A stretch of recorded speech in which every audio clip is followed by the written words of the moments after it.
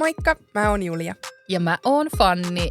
Hyvää ystävänpäivää. Tai ainakin lähestyvää sellaista, nimittäin tämän viikon lauantaina on ystävänpäivä. Kyllä, ja sen kunniaksi me puhutaan kovasti teidän toivomasta aiheesta, eli deittailusta Koreassa. Oh boy, buckle up.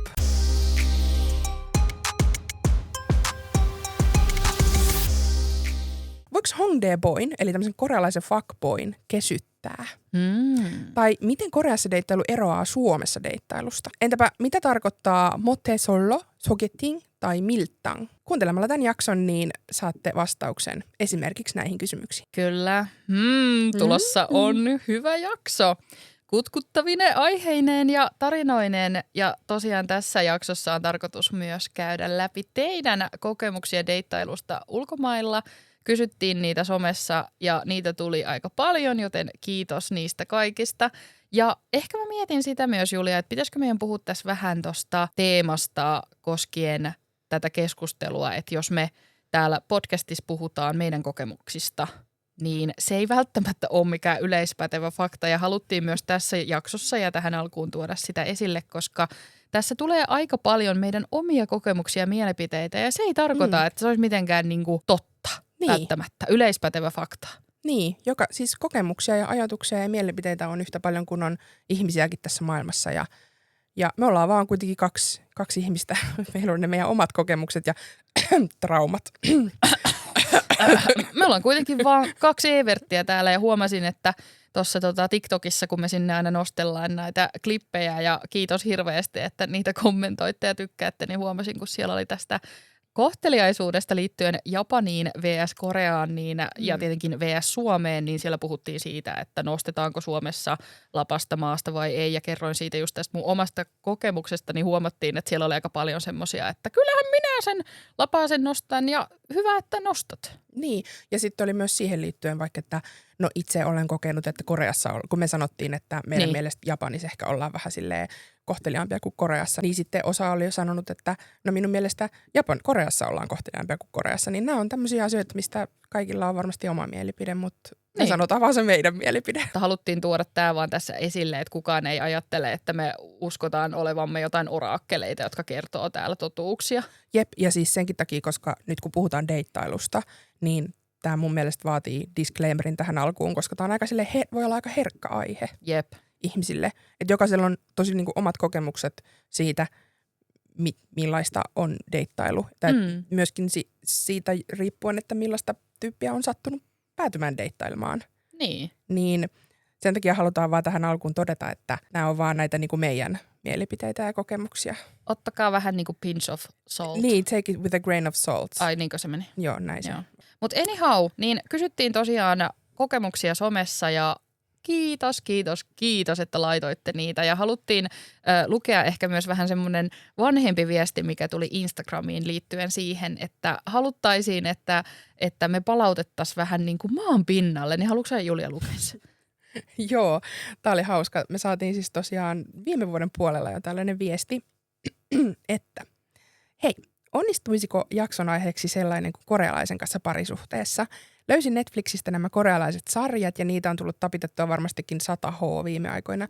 Useassa toistuu tämä rikas rakas tuköyhän kautta alempiarvoiseen teema. Voitteko pudottaa mut ja varmasti monen muunkin taas maankamaralle kertomalla todellisuuden tästä aiheesta. Itsehän olen ihan onnellisesti parisuhteessa ja muutama ihana lapsikin löytyy, mutta ainahan sitä saa unelmoida komeasta korealaisesta miehestä. Saahan sitä unelmoida. Ja vastaus, että me palautetaan teidät maan pinnalle. Don't worry. Nimenomaan. Mutta tosiaan, jos kiinnostaa kuunnella tästä aiheesta ja teemasta enemmän, kannattaa tutustua meidän ykköskauden jaksoon, missä käsitellään hongdaeboyta ja sitä ilmiötä. Eli hongdaeboyhan tarkoittaa tämmöistä fuckboyta, joka asuu yleensä tuolla Hongdae-alueella. Tätä lajityyppiä esiintyy myös Gangnamissa. Väritys on ehkä vähän erilainen.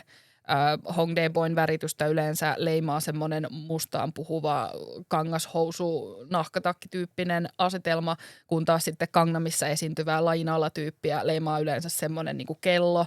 Ja sitten on myös semmoinen niin kuin liituraitainen kauluspaita.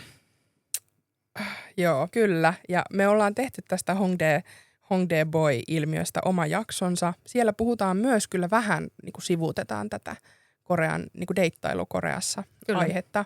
Niin kannattaa tutustua myös siihen, jos kiinnostaa se aihe vähän syvemmin, mutta tässäkin jaksossa päästään taas tähän meidän lempiaiheeseen, eli näihin Hongdae-poikiin. Kannattaa kuunnella loppuun saakka, koska mulla on myös semmoinen ihan mehukas true story, rikas Seo rakastuu köyhään kokemuksesta. Onko sä siinä se köyhä? Mä oon se köyhä, joo. Anyway, let's go. Let's go.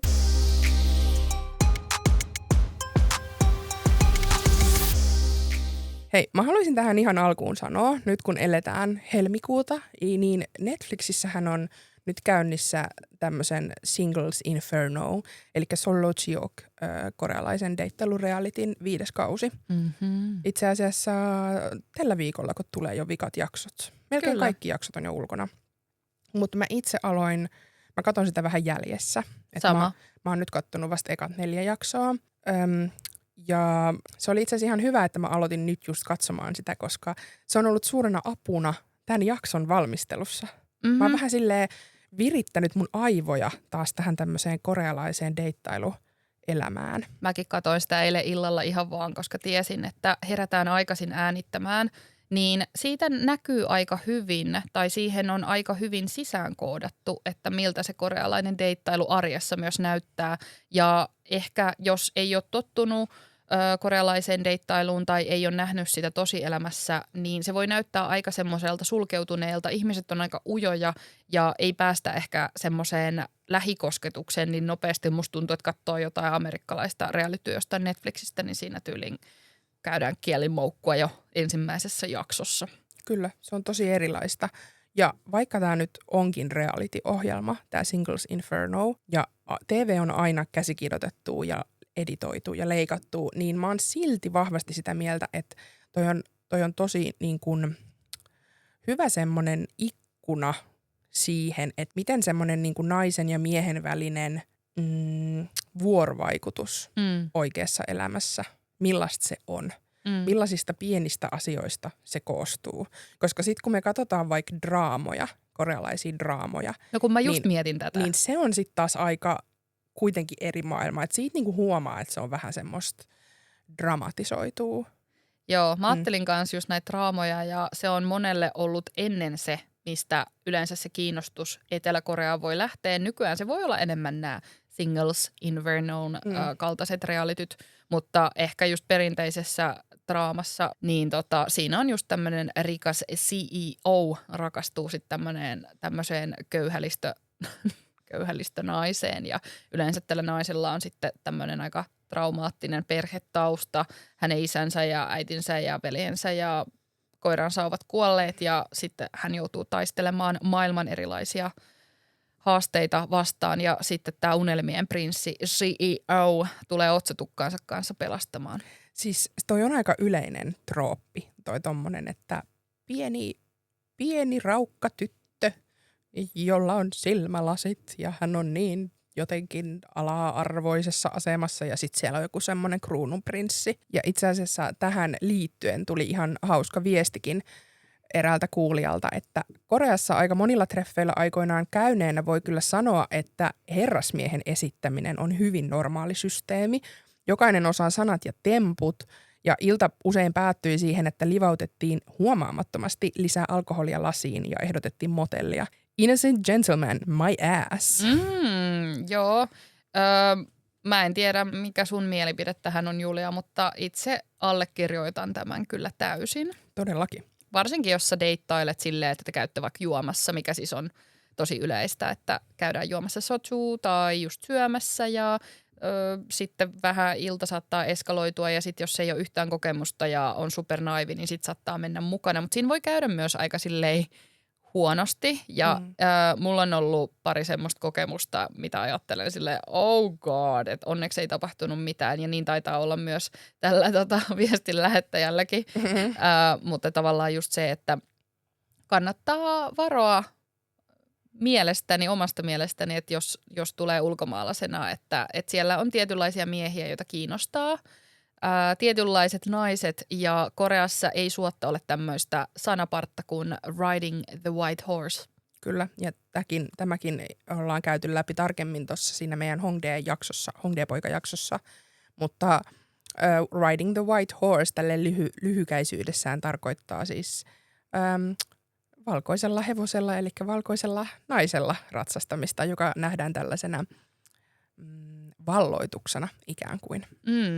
Ja sitten tähän vielä vastapainona se, että usein vanhoillisemmissa korealaisissa perheissä tähänkin on tullut muutoksia, niin ei olla yleensä tykätty siitä, että vaikka perheen poika menisi länsimaalaisen naisen kanssa naimisiin, koska nähdään, että ne kulttuurierot on niin suuret. Ja sitten varsinkin, että jos tämä nainen ei puhu koreaa, niin se nähdään myös aika isona esteenä. Jep, mutta tässä on mun mielestä tärkeä erottaa se niin kuin deittailukulttuuri kahden korealaisen välillä, tai sitten se deittailukulttuuri, kun korealainen deittailee ulkomaalasta. Juuri näin. Että ne on kaksi tosi eri asiaa. Ja jos nyt palataan vielä tuohon Singles Infernoon, ja että miten se niin kuin on hyvä ikkuna korealaiseen deittailuun, niin sehän on sitten kuitenkin ihan eri maailmansa kuin kaikki nämä asiat, mistä me nyt puhuttiin. Että silleen niin kuin korealaisten välillä, tai no, ei nyt voi yleistää taaskaan, että jos sä nyt satut löytämään todella mukavan, avoimen korealaisen miehen, niin varmasti nämä pätee tietyllä tavalla siihen niin kuin teidänkin deittailuun. Mutta mä en nyt jaksa sanoa tätä disclaimeria niin kuin joka väliin. Me ei jakseta niin, sanoa tehdä joka tiedostakaa nyt tämä, että näin. Niin, mutta joka tapauksessa korealaisessa deittailussa niin se, mikä leimaa sitä tosi vahvasti, mikä näkyy tässä Singles Infernossakin, on, että pienillä asioilla on tosi iso merkitys. Et se on tosi semmoista hienovaraista ja vihjailevaa, puen sulle mun hupparin tai helikopterissa autan sua laittamaan ilmastoinnin päälle tai mä tuun auttaa sua kattaa pöytää, koska mä haluan vaan olla sun lähellä. Joo, siis Single Infernossa tällä uusimmalla kaudella on kohtaus, missä naiset ja nämä miehet, niin ne joutuu pelaamaan semmoista peliä, polttopalloa ja sitten, sori pieni spoileri, siinä on eräs kohtaus, missä kun heidän pitää pitää toisistaan kiinni, niin sitten tämä nainen pitää sen miehen lanteilla käsiään ja tämähän on korealaisessa kontekstissa ja tosi iso juttu, koska nämä parit ei tunne toisiaan vielä tarpeeksi hyvin, niin sitten tämä mies sanoo siinä, että hei, että mä niinku suojaan sua ja hän laittaa sitten käteensä tämän naisen käsien päälle. Ja sitten tulee tämän naisen haastattelupätkä, missä hän on silleen, tää jäi mieleen. Eli semmoiset pienet, mutta suuret, ehkä mikä se sana on, tämmöiset metaforiset vai mikä se sana on?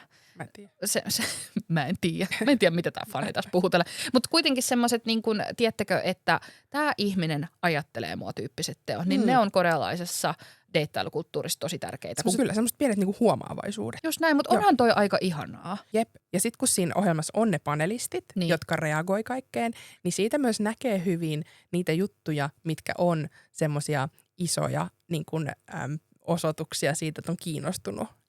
Koska esimerkiksi sit just vaikka kun joku laittaa tytön kädet omien käsiensä, tai laittaa omat kädet tytön käsien päälle, kun ne on siinä lanteilla, niin sitten siinä leikataan heti niihin panelisteihin ja ne on ihan silleen, oh my god, miten ihanaa. Joo, ja se, mikä mulle tulee mieleen usein, kun katsoo niiden panelistien reaktioita, että siinä on tosi paljon semmoisia juttuja, että jos et sä tiedä kauheasti korealaisesta kulttuurista, niin ne saattaa mennä aluksi vähän ylihilliseen, koska mäkin katson niitä välillä silleen hetkinen, että miksi tämä on vaikka niin iso juttu. Ja se, mikä mua on ärsyttänyt tosi paljon Single Infernossa, on se, että kun korealaiseen TV-kulttuuriin kuuluu tosi paljon semmoisia lähileikkauksia ja sitten sama asia näytetään ikään kuin monta kertaa ja sitten sitä hämmästellään, niin musta tuntuu, että sitä mukaan kun Singles Inferno saavuttaa sitä muuta katsojakuntaa kuin korealaisia, niin sitten musta tuntuu, että ne on vähän himmannut sen kaa. Meinaako? Joo. Mä en ole kiinnittänyt huomiota tähän. Mä oon kiinnittänyt, koska mä en ole ärsyntynyt niin useasti. Mut joo, että semmoiset pienet asiat, niin vitsi kun mulle tulisi joku, mä ajattelin tässä just jotain tiettyä esimerkkiä, mutta se ei tule mulla nyt just mieleen, mutta että tosi paljon esim. Panelistit kiinnittää huomiota siihen, että miten vaikka miehet toimii, että kuinka huomaavaisia he on naisia kohtaan. Ja tämä tuntuu ehkä suomalaisesta näkövinkkelistä vähän sille, että no eikö se pitäisi olla tasa-arvosta, että kyllähän nyt naisenkin pitää huolta. Ja Suomessa tommoset asiat, niin kuin, ei niitä mietitä, ei ne ole niin isoja juttuja, jos te ootte niin kuin, jos vaikka otetaan esimerkkinä joku Love Island Suomi, missä kans tällaisessa ympäristössä vaan sinkut oleilee ja elää elämäänsä, niin se, että joku ojentaa jonkun kahvikupin jostain kaapista tai kaataa muroja sun lautaselle, niin sitä ei noteerata niin kuin ei mitenkään. Se on ihan normaalia ja ihan semmoista kaverillista. Mutta sitten tossa ne on heti silleen, voisiko hän nyt olla vähän kiinnostunut tästäkin henkilöstä, kun hän teki näin. Joo, katseet, eleet, kaikki otetaan huomioon. Mutta anyhow. Mun, vaikka kertoa tähän mun oma tämmönen personal Korean tai Japanese drama moment. Okei. Kun asuin Japanissa, olin siellä vaihto-oppilaana 15-vuotiaana, niin eräänä iltana koulun jälkeen yksi 3-luokkalainen poika saattoi mut kotiin. Ja se oli alkutalvea ja siellä lunta satoi pikkaisen. Joo, ja hän talutti hänen pyörää ja me käveltiin yhdessä mun kotiovelle. Ja sit siinä oli semmonen awkward Japani draama-momentti, kun me vaan ollaan silleen, matane. Mitä se tarkoittaa? Nähdään. Okay. Ja sitten me erottiin ja sitten mä menin kotiin ja mä olin silleen kiljuin tyynyyn. Ei, mutta se on just tätä, koska sit sä opit elää tavallaan niiden kulttuurien käytöskoodien mukaan. Että toi on ihan superiso juttu. Ja mun mielestä toi on jopa parempaa, koska sulla on tosi isot tunteet. Mutta se myös, mikä on hauskaa, mitä mä oon miettinyt tästä korealaisesta deittailusta, että niin kun se timing, eli se ajoitus on ihan supertärkeä. Ja sitten myös se, että minkä helkutin takia koko ajan puhutaan siitä persoonallisuustyypeistä. Joo, siis tämä on iso juttu. Ja tämä on niin kuin iso juttu tuossa ohjelmassa, mutta siis tämä on iso juttu myös ihan silleen niin kuin arjessa deittailussa. Eli korealaiset on jostain syystä obsessed tämmöiseen kuin MBTI, eli Myers-Briggsin persoonallisuustyyppi indikaattori, MBTI. Ja siitä on nyt tullut Koreassa tämmöinen kulttuurillinen ilmiö, millä ihmiset mittaa, tai millä ne niin kuin lokeroi toisiaan tietynlaisiin niin kuin, persoonallisuustyyppeihin. Tai niin kuin, että okei, toi on tollainen ihminen, toi on tommonen. Niin, ja tämähän on ihan siis psykologiaa, ja toi testi on ollut käytössä ihan, tai siis tarkoitan tutkimuskäytössä useita vuosikymmeniä, mutta se on vain jännä, että tiedätkö sä, että miten se on niin kuin ländännyt just Koreaan? No, mä en osaa sanoa, missä vaiheessa siitä tuli näin iso juttu, mutta sen mä muistan, että silloin kun mä asuin Koreassa, niin se ei silloin vielä ollut.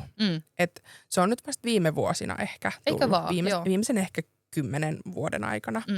Ja ennen kuin tämä MBTI-ilmiö valtasi Korean, niin siellähän arvioitiin ihmisten persoonallisuutta niin veriryhmien perusteella. Joo. Et se oli tosi iso juttu, että kun sä tapasit jonkun, niin ne kysy sun ikää, ne kysy sun veriryhmää. Ja sit riippuen siitä, oliko sä A vai B vai O, niin sitten sut heti lokeroitiin, että okei, sä oot tällainen tyyppi. Mä en edes tiedä, mikä mun veriryhmä on. Pitäisikö mun tietää? Mäkään en itse. Mä luulen, että mä oon A. Silleen sun ei pidä tietää sun veriryhmää sen takia, että sä tiedät sitten, että mitä verta sä tarvit sairaalassa, vaan sun pitää tietää sen takia, että soviks se jonkunkaan yhteen. Just näin. Ja näillähän on siis omat tämmöiset selityksensä, että minkälainen ihminen on minkäkin veriryhmän takana, että A on vastuullinen ja järjestelmällinen ja joskus ujo ja itsepäinen ja sitten B on tämmöinen intohimoinen ja luova, vähän arvaamaton. Ai jaa. O on itsevarma, kunnianhimoinen ja tämmöinen niin kuin johtajatyyppi. Ja sitten on AB, joka on älyllinen ja rationaalinen, mutta toisaalta toisinaan vähän voi olla niin kuin vaikeasti ymmärrettävä. Mä luulen, että mä saatan olla AB, mutta mä en kyllä samaistu tohon tippaakaan. Niin. No mutta anyway, niin tää siis luokittelu, tää vaikuttaa oikeasti niinku siellä ihmisten silleen niinku deittailuun ja sillä niinku ennustetaan yhteensopivuutta ihan silleen niinku oikeasti. Joo. Se otetaan hyvin vakavasti. Ja viime vuosina just tää on nyt syrjäyttänyt tämän tämmöisen veriryhmäpersoonallisuusteorian. Että nykyään hyvin paljon nojataan niinku tohon, että mikä on sun MBTI. Joo. Mä muistan, kun tästä oli keskustelu itse asiassa semmoisen suomalaisen ryhmän kanssa, kenen kanssa mä olin syömässä tuossa, oliko se 2022. Ja sitten just puhuttiin, ja mä oon mun mielestä tehnyt kanssa ton testin, mutta onko tää nyt se sama, kun sä voit mennä nettiin, ja sit mä muistan, että siinä on semmosia piirrettyjä tyyppejä.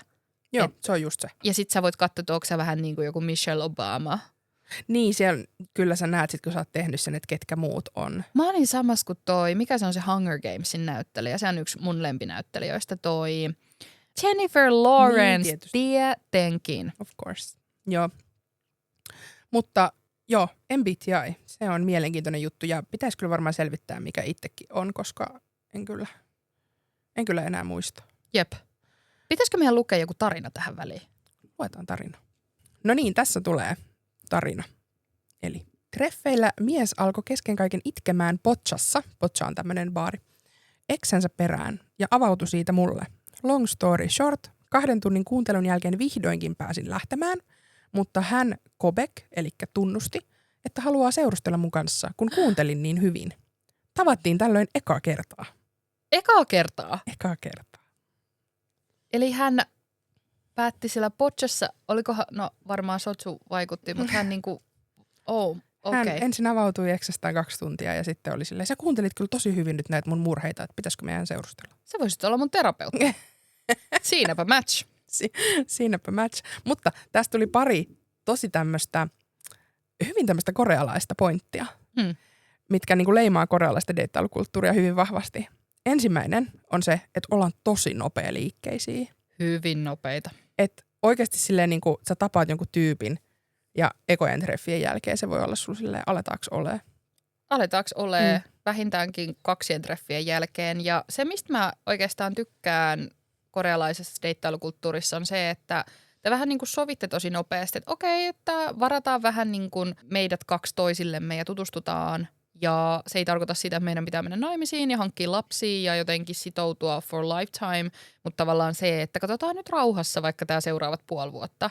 Mutta sitten musta tuntuu taas, että Suomessa sekoillaan ja ei oikein haluta kertoa jollain superpassiivis-aggressiivisia. Niin, Koreassa ei oikein ole semmoista tapailukulttuuria. Että siellä aletaan olemaan ja sitten sä niinku seurustelet. Että kun Suomessa ei välttämättä tarvii antaa jotain labeliä sille hyvin pitkään aikaan. Että se voi olla semmoista, no me nyt tässä vaan hengataan ja me nyt ollaan käyty treffeillä ja hengattu 5 vuotta, mutta en mä nyt tiedä, ollaanko me nyt oikeasti vielä niinku yhdessä. Niin, että ollaan voitu olla vaikka intiimisti, mutta sitten ei kuitenkaan tiedetä, että ei ole sitä turvallisuuden tunnetta ja toisaalta sitten kumpikin pitää toista hulluna, että jos sanottaisiin vaikka 2 treffien jälkeen, että hei, mä itse asiassa tykkään susta niin paljon, että voitaisiko alkaa deittaille. Toihan on silleen, että älä koskaan sano noin Suomessa. Toinenhan lähtee karkuun siinä Toinenhan vaiheessa. lähtee karkuun, mutta sitten kuitenkin se suhde saattaa lässähtää 5 vuoden jälkeen, kun ollaan vaihdettu vähän tämmöisiä passiivis-aggressiivisia Instagram-storeja ja sitten lopulta ollaankin silleen, että no kun ei se koskaan sanonut, että se haluaisi olla mun kanssa ja sitten se jää, kun Koreassa katsotaan se asia ja sitten, että okei, me ei sovita nyt toisillemme, erotaan. Niin, ollaan hyvin nopealiikkeisiä myös siinä eroamisessa, että saatetaan niinku olla vaan silleen viikko yhdessä ja sitten se ei toiminutkaan. Niin sitä. Mutta mä olisin halunnut tosi kovasti tietää tämän, koska mun ensimmäinen kunnon deittailukokemus Koreassa oli just semmoinen, että mä pelästyin. Pelästyin ihan saamaristi sitä, että jäbä tuo toisilla treffeillä lahjoja ja on silleen, että hei, että voidaanko seukkaa. Ja mulle tuli siitä niin epämukava olla, että mä muistan, me mentiin leffateatteriin ja meillä oli just semmoiset superkivat penkit, että kun Koreassa sä voit mennä semmoiseen teatteriin, vähän semmoinen niinku couples chair. Niin, että on niinku, semmoinen pikku sohva, missä sä istut. Pikku sohva ja sit siinä on kaikkea kivaa snacksia. Se oli oikein kivat puitteet ja näin, mutta mä muistan, että mä olin vähän silleen, että oh my god, että miksi mä edes suostuin ja me mentiin sitten siitä niinku hotelliin yöksi, mutta mä olin kyllä sen jälkeen, että ei niinku onnistu ja ollaan siis sitä jäpän kanssa ihan niinku hyviä kavereita nykyään. Hän asuu itse asiassa Australiassa, mutta että tavallaan niinku se, että mä olin kyllä hyvin ymmyrkäisenä siinä, että mitä ihmettä. Toinen juttu tässä samassa tarinassa oli se, että kun me käytiin ekoiltreffeillä, me oltiin Han Riverillä ja mä olin ollut Koreassa vasta muutaman kuukauden, niin sit mä vaan ihmettelin sitä, kun hänelle koko ajan soitteli joku. Ja mä olin vähän silleen, niin kuin, että mitä. Ja mä muistan, että mun aiemman poikaystävän kanssa, joka on kans niin kuin toisesta kulttuurista, niin hän oli kans silleen tosi paljon tekemisissä hänen vanhempiensa kanssa. Ja vanhemmilla oli vähän enemmän ehkä vaikutusvaltaa siihen, että mitä päätöksiä hän teki elämässään. Ja vähän koko ajan katsottiin perään, että missä se jäbä liikkuu. Niin sit mä en kuitenkaan odottanut sitä, että mä en tajunnut, että korealaiset asuu aika pitkään kotona. Ellet sä muuta opiskelemaan vaikka dormitoriin tai muuta, niin muuten sä saatat opiskella tai tehdä jopa töitä silleen, että sä asut vielä himassa silleen alle 30-vuotiaana. Ja tää on Koreassa ihan normaali. Ja mikäs siinä? Mutta sitten tavallaan kun ne vanhemmat soitteli koko ajan ja puhutaan, että me ollaan niinku 22-vuotiaita Niin. tuossa kohtaa, niin sitten mä oon koko ajan vähän silleen, niinku, että miksi sun äiti pyytää sua himaan, että kello on 10 illalla. Joo. Niin toi on taas osa sitä kulttuuria, mutta mulle se oli tosi kova Joo, ymmärrän. Mm. On se vähän. On se vähän, Niin, joo. varsinkin kun Suomessa se jotenkin, se semmoinen itsenäistyminen, se tapahtuu tyylin kaikilla silloin, kun lähdetään opiskelemaan. Ja se on tosi tärkeetä. Joo, ja vaikka sä jäisit sen samaan niin kuin kaupunkiin, niin kyllä sä niin kuin muutat omillesi ja aloitat tavallaan sen oman aikuiselämän, niin se on ehkä sen takia että siitä tulee semmoinen olo, että onko toi vähän silleen niin kuin man child. Just se, ja se on just nimenomaan, koska mä luin sitä tilannetta mun omasta kulttuurista käsin, eikä se asia ole varmasti noin, mutta että en mä tiedä, ehkä te tiedätte vähän, mitä mä tarkoitan. Mulle tuli just se olo, että hänelle äiti kokkaa, eikä hän osaa tehdä mitään kotitöitä, ja mun pitäisi nyt niinku treffata tätä ihmistä. Niin, mutta tämä on just tämä, että kun eri kulttuuri, eri näkemys, luultavastihan ja monissa niin kuin tapauksissa se liittyy varmasti vaan siihen, että kun Koreassa on niin hitsin kallista elää, ei, niin kun siellä ei saa mitään opintotukea ja näin, että siellä niin kun, sä maksat ihan itse sen vuokran, aika kalliinkin vuokran, jos sä haluat muuttaa niin kun omillesi, ei ole mitään tukia. Tai ei ole mitenkään yleistä, että otetaan jotain opintolainaa, jota sitten voidaan maksella pienillä koroilla, no ei enää niin pienillä, mutta siis anyway, niin takaisin monta kymmentä vuotta, niin se on ehkä tämmöinen niinku taloudellinen monestikin. Mutta se on vaan just se, että sit se tulkitsee vähän eri tavalla tälleen länsimaalaisesta kulttuurista katsottuna. Mutta ootko sä huomannut sun omissa kokemuksissa tätä miltang-ilmiöä, mikä voisi suomentaa semmoinen edestakas vähän niin kuin huopaaminen? Joo, milgotankita, eli niinku push and pull, tämmöinen ilmiö. Ja tämä on itse asiassa hyvin yleinen Koreassa, ja sillä tarkoitetaan semmoista, niin kuin, että leikkii vähän vaikeasti tavoiteltavaa. Jep, ja tuntuu, että tämä olisi vähän ehkä jotenkin harais vastaan sitä, että okei, no kuitenkin toisilla treffeillä sitten sovitaan, että tutustutaan toisiimme. Niin mä en itse ole kerennyt ehkä näkeä niin paljon, niin onko sulla jotain kokemusta, millä tämä voisi vähän niin kuin selittää? Et mitä toi sitten oikeasti tarkoittaa? Miltang on vähän ehkä tämmöistä niin kuin mind games Koreassa. Ja ehkä se myös liittyy tavallaan siihen, että siellä niinku toi tommonen deittailu ja vähän niin kuin ns-säätäminen jonkun mielitetyn kanssa. Niin se on vähän semmoista niinku, kun pelaisi shakkia. Niin. Ja myöskin, kuten puhuttiinkin tuossa aiemmin, että ne on tosi semmoisia pieniä tämmöisiä niin kuin hienovaraisia asioita. Niin, mitä sä niin kuin teet tehdään tai ja mitä mihin sä aikaan. Niin, joo. Tai se, että sä niin kuin vastailet niin kuin yhtäkkiä tosi nopeasti viesteihin ja sit sä lopetat hetkeksi aikaa. Joo. Jotta sä vähän luot semmoista niin kuin mysteeriä siihen meininkiin. Mulla niin kuin suoranaisesti varmasti on kokemusta, mutta mulla ei nyt tule mieleen mitään semmoista tiettyä. Että se on ehkä niin integroitunut siihen semmoiseen, kun vaan on tekemisissä jonkun korealaisen kanssa, että sitä ei ehkä silleen, tiedätkö, ei osaa pointata mitään tiettyä. Ei, koska se ei ole niin suoraviivasta, miten me ollaan totuttu vaikka Suomessa, että Suomessa yleensä se, että sä esität vaikeasti tavoiteltavaa, tarkoittaa sitä, että sä sanot vaikka, että hei, että mä en eti mitään vakavaa. Eli mennään suoraan asiaan, vaikka ensimmäisillä treffeillä, mutta kuitenkaan ei sit sovita mitään sen seuraavan puolen vuoden aikana, vaikka säädetäänkin. Kun taas sit Koreassa se on tosi tärkeää, että sä et vaan niinku näytä niitä kaikkia kortteja kerrallaan ja sä kuorit hitaasti niitä kerroksia ja te saatatte seurustellakin jo, vaikka te ette täysin tunne toisianne, ettekä tiedä, että mitä se toinen välttämättä haluaa siltä parisuhteelta. Jep, ja tästä tulee mieleen just se, että Koreassa parisuhde on semmoinen status, johon kaikki haluaa. Että kun sä kävelet Korean kaduilla, niin siellä näkyy ihan sikana pariskuntia. Sitten niillä on silleen niin kuin matchatty kaikki vaatteet ja on couple rings, eli tämmöiset niin kuin parisuhde-statussormukset, mitkä hankitaan aika nopeasti, kun aletaan seurustelemaan.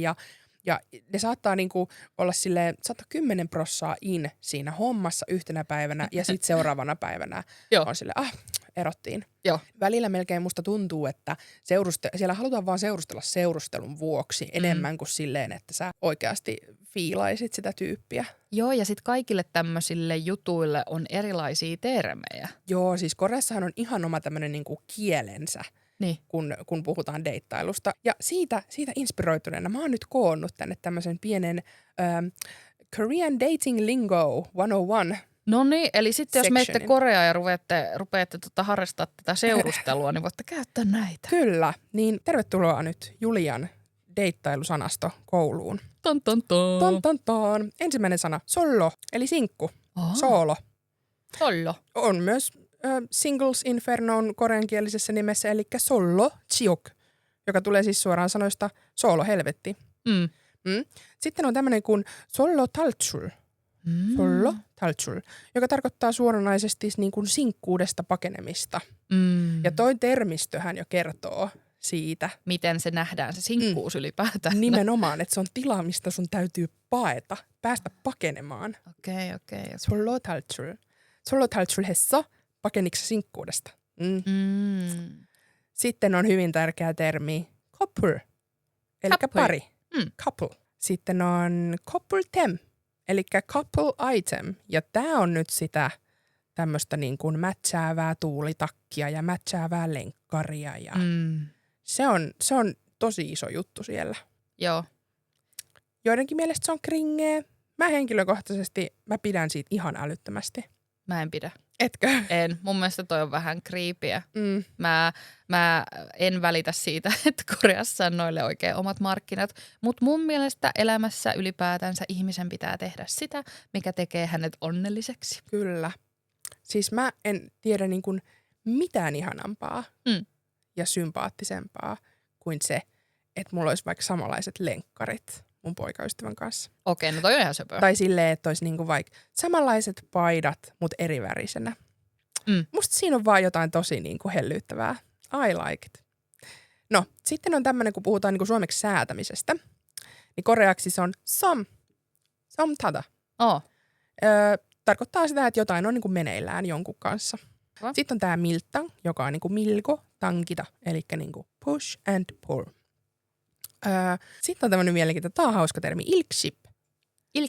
Ilkship, mikä tarkoittaa niin kuin ilkko, shipta, eli että sä luit jonkun viestin, mutta sit sä et vastannut siihen.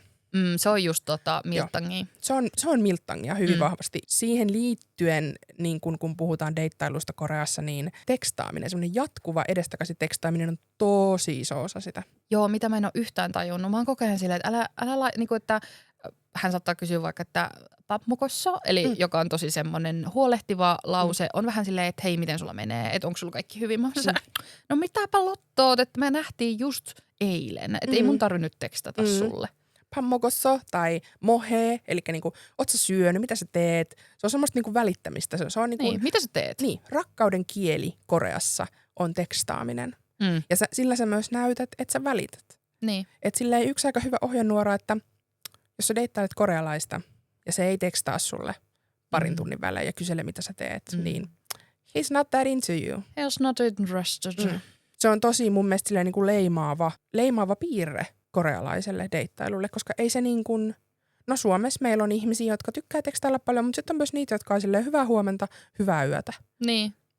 Eikä sitä niin kuin mietitä sen enempää. Ja mä oon kuullut, että on ollut aika paljon kokemuksia mun vaikka frendeillä, jotka on silleen ulkomaalaisena deittailu korealaisiin, mennään taas tähän niin kuin ulkomaalaisena deittailemiseen, niin sitten on just tehty tämmöisiä katoamistemppuja.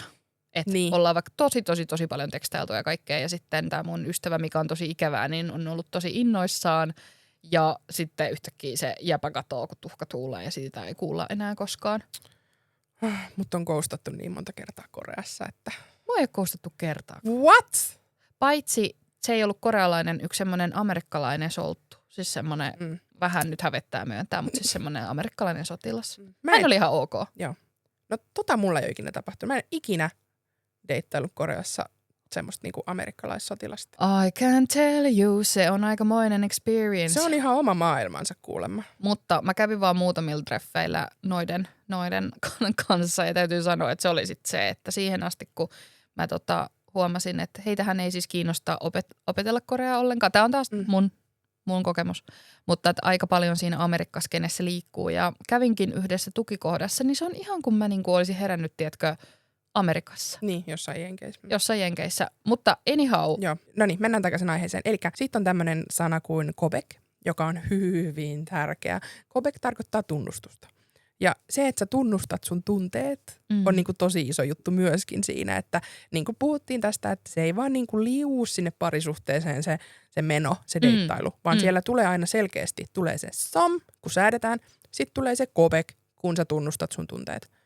Ja sitten sen jälkeen ollaan silleen, on loputtu idil, eli tästä päivästä lähtien, tai niinku, että tänään on meidän eka päivä, ja sitten aletaan laskea päiviä, kuinka monta päivää sä oot ollut yhdessä. Ja sitten alkaa jonee, eli seurustelu. Yeah. No sitten on tämmöinen, tää on mun mielestä niin tyhmä termi, mutta tätä näkyy usein myös jossain niinku reality-ohjelmissa, niin motte sollo. Motte sollo. Motte tarkoittaa siis naisen kohtua, ja sollo on sinkku. Kohdusta asti sinkku. Koko elämäsi sinkku. Joo. Vähän niin kuin ehkä ikisinkku. Mutta ehkä Suomessa ikisinkku tarkoittaa enemmänkin sitä, että sä vaan viihdyt sinkkuna. Kun sitten taas tuolla tarkoitetaan selkeästi sitä, että sulla ei ole kokemusta seurustelusta ollenkaan. Niin. Se on vaan suora käännös siitä. Niin, että sä et niinku pysty tuota sollotaltsuria tekemään. Eli sä et niinku pysty escapeään. Sä et niinku pysty pakenemaan sieltä sinkkuudesta, niin sit sä oot motte-sollo. Joo. No sitten on tällainen kuin sogeting. Ja tää tulee sanasta soge, joka on esittely, ja meeting, joka on, meeting on Koreassa vähän tämmönen niinku ryhmä blind date. Mutta sogeting on blind date, jonka sun ystävät tai työkaverit järjestää sulle. Ja se on aika yleinen tapa tavata Koreassa joku seurustelukumppani. Et yliopistossakin oli hyvin yleistä, että ihmiset harrasti tuommoista sogetingia.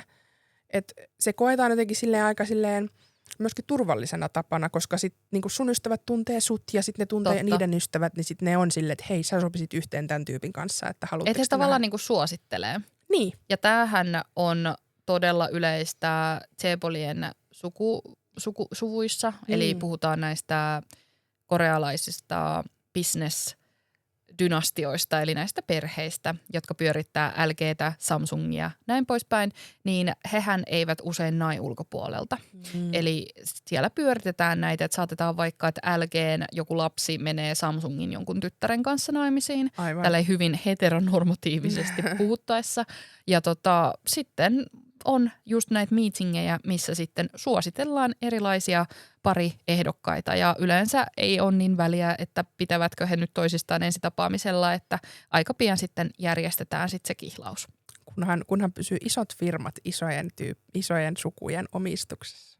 Mutta tätäkin on alettu nyt nuoremman sukupolven, jotka on alkaneet saada myös jalansijaa näissä isoissa bisnesperheissä, niin sitä on alettu myös kyseenalaistaa ja on ollut myös kohuja, miten jonkun tämmöisen ison liikefamilyn joku edustaja, joku nuorempi sukupolven edustaja on sitten nainut sieltä suvun ulkopuolelta. Mutta piti heittää tämä, koska tämä on vaan tosi kiinnostava esimerkki. Joo, ja ei mun mielestä Suomessa kauheasti tuommoisia blind dateja järjestetä. Tai siis kyllä mun kaverit osa on ollut silleen, että joo, että mä olin jollain tämmöisiä. Mutta siitä puhutaan, tiedätkö, vähän silleen, vähän sama, miten Tinderistä puhuttiin vielä vuosi pari sitten, että joo, me tavattiin Tinderissä. Mutta nyt se on tavallaan ihan normi, että tavataan Tinderissä. Niin sitten vähän ehkä samalla äänenpainolla nykyään puhutaan edelleen blind dateista, että joo, mä olin blind dateilla. Mutta mun entinen pomo esimerkiksi, niin hän on tavannut hänen ihanan kumppaninsa juuri blind dateilla ja se on jäänyt mulle mieleen, koska hän oli just semmoisessa tilanteessa, että hän oli vähän silleen, että no, että ihan sama ja sitten kun Suomessa se ei ole niin yleistä, niin se on todella positiivinen kokemus sitten, että sä oikeasti tapaat, joka on the one. Wow, onpa ihanaa. Sitten on vähän niin kuin sogeting, mutta on niin kuin tämmöinen meeting, eli meeting. Niin sillä sitten taas tarkoitetaan tämmöistä blind datea, missä saattaa olla vaikka 10 naista ja 10 miestä. Et se on enemmänkin tämmöinen ryhmähengaus, jonka tarkoitus on löytää mahdollisesti sitten jotain kiinnostavia naisia tai miehiä. Sekin on hyvin, hyvin niin kuin yliopistomaailmassa varsinkin niin yleinen, mitä paljon niin kuin harrastettiin. Minä en ikinä sellaisella ollut, mutta sinä et harrastellut mun kaverit oli aina silleen, että ne on niin kuin menossa meetingiin. Sitten on tällainen, tämä oli itse asiassa mulle aika uusi termi. Mutta meikkaa sensi, että tämmönenkin on chamanchu. Chamanchu, eli chayonsuro mannamchuku. Eli tällä tarkoitetaan sitten taas sitä, että sä niinku preferoisit tavata ihmisiä luonnollisessa ympäristössä, vaikka työpaikalla tai koulussa. Eli ei tällaisten niin kuin meetingien kautta, ei blind dateien kautta. Ja musta on hassua, että sillekin on tämmöinen oma niin kuin terminsä. Mutta toi on just Suomessa yleistä. Edelleenkin puhutaan siitä, että no kyllä mä haluaisin tavata jonkun jossain muualla.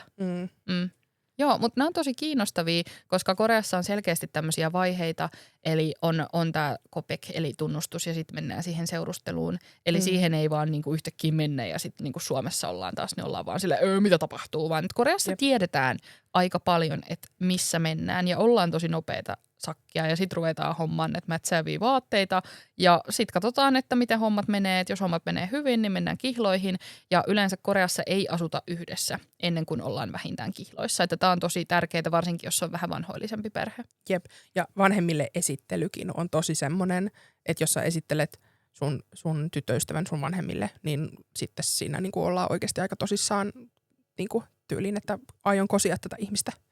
Että kun Suomessa sitten taas ei olla ihan ehkä niin vasta viime tipassa esittelemässä vanhemmille puolisoa. Jep, ja sitten kun mennään siihen perhe-elämään, niin tästä on ollut Koreassa tosi paljon keskustelua, että kun nainen on ennen ollut se, joka hoitaa perhettä, jos nainen lähtee vaikka synnyttämään, niin on tullut kaupungilta ennen tämmöinen ohjeistus, että naisen pitää laittaa ruokaa sinne jääkaappiin, että mies sitten pärjää. Ai niin, mä muistan joskus lukeneeni. Eikö tästä tullut joku kohu tai jotenkin tätä niin kuin ihmeteltiin, että kaupunki oli tehnyt jonkun tämmöisen niin kuin ohjenuoran, että hei, miten valmistautua? Miten valmistautua lapsen saapumiseen? Anteeksi nyt vaan sun kroppa revitään auki ja sit sun pitää kokata sitä ennen, että se mies selviää. Muista sitten ennen kuin synnytät, niin tehdä jääkaappiin kuukaudeksi ruokaa. Joo. No, niin tämmöisiä juttuja, niin tässä on ollut muutosta ja enemmän ehkä ne vanhemmatkaan ei odota, että tämä uusi morsian nyt sitten laittaa kaiken kuntoon siellä kotona ja mies käy töissä ja nainen, vaan että se on tosi tärkeää myös, että naisella on se oma elämä. Ja tämä on ehkä myös seurausta sit siihen, että Koreassa sinkkutaloudet on yleistynyt. Jep. Ja myöskin lapsettomat taloudet, koska nyt naisetkin on silleen, että hei, mekin halutaan käydä töissä ja elää meidän elämää, eikä meillä olisi varaakaan hankkia mitään lapsia, niin sitten niitä lapsia syntyy paljon vähemmän. Ja naisten ja miesten väliin on, jos puhutaan poliittisesti, on tosi iso kuilu. Niin sittenhän Koreassahan se totuus on se, että jos siellä ei synny nyt lisää lapsia, niin onko Koreaa enää 20 vuoden päästä olemassa. Ja tämä on siis ihan siis totta. Jep, siis tästä oli joku dokkari. Oli. Et kun ei ole. Monia dokkareita on. Että jos tämä jatkuu, niin en muista mikä se vuosi oli, mutta joku vuosiluku siihen oli asetettu, että ei ole Koreaa enää sitten. Mutta nyt tässä on hauska, hyvin tuore uutinen Korea Heraldilta, missä sitten tämmöinen poliitikko oli jossain piirikunnassa lausunut, että vähän kieliposkella varmaan, että kyllä nyt sitten Koreaan pitäisi kuljettaa näitä ulkomaalaisia naisia, että saataisiin sitten vähän syntyvyyttä nousuun. Ei hele, oikeasti. Joo, mutta siihen oli Koreassa suhtauduttu tosi negatiivisesti. Onneksi. Mutta Koreallahan on erilaisia tämmöisiä pariutumistapahtumia nyt korealaisille, että saataisiin syntyvyys nousuun. Eli viime vuonnakin, muistaakseni tein tästä TikTokia, niin oliko nyt Busanin alueella tai jossain muualla, en muista. Soulissakin on näitä tapahtumia, eli tämmöisiä isoja meetingejä, minne kutsutaan tietty määrä naisia ja miehiä. Siihen voi ilmoittautua ja sitten sä voit siellä ehkä tavata jonkun. Okei. He selkeästi nyt yrittää pelastaa heidän nationinsa. Niin kannattaa nyt kaikki siellä, jotka kuuntelette ja haluatte Koreasta löytää rakkauden, niin sinne kuulee menette vaan. Ja. Nyt on siinä mielessä ihan niinku ihanteellinen ehkä niinku ajoituksen puolesta. Että, joo. Mutta jos nyt mennään vielä takaisin tähän niinku korealaista deittailua tai seurusteluelämää leimaaviin piirteisiin, niin on myös tosi tyypillistä, että se mies maksaa. Et kun Suomessa ei se oikein tunnu ehkä enää olevan semmoinen automaatio, että mies maksaa. Että usein myös puolitetaan tai maksetaan omat kahvit. Mutta tästäkin on tosi isoja mielipiteitä. Mä oon nyt tosi paljon keskustelua myös siitä, että on suututtu, että jos mies ei maksa ensimmäisillä treffeillä. Ja mä en tiedä, mitä mieltä mä tosta olen. Mä en tiedä. Mun mielestä toi on niinku tyhmää olettaa. Tai niinku, että mulla on ihan sama, että jos mä nyt olisin treffeillä ja se ei maksa mun kahvia, niin Miksen toisen pitäisi, miksi? Sille, että kenen tahansa sä oot, naisen, miehen, kenen tahansa sä oot, niinku miksi sen toisen pitäisi, niinku, miksi sä saisit ikään kuin päästä siitä tilanteesta sille, että sä et maksaa? Niin. Jos se nyt joku haluaa tarjota mulle kahvi, niin en mä nyt niinku vastaan pistä. Okei. Mitä mieltä te ootte siellä, jotka kuuntelette? Laittakaa meille viestiä. Kumpi maksaa? Kumpi maksaa? Mutta Koreassa se on usein mies. Varsinkin jos on tämmöinen deitti, että mennään ensin vaikka syömään, niin sitten yleensä mies maksaa sen.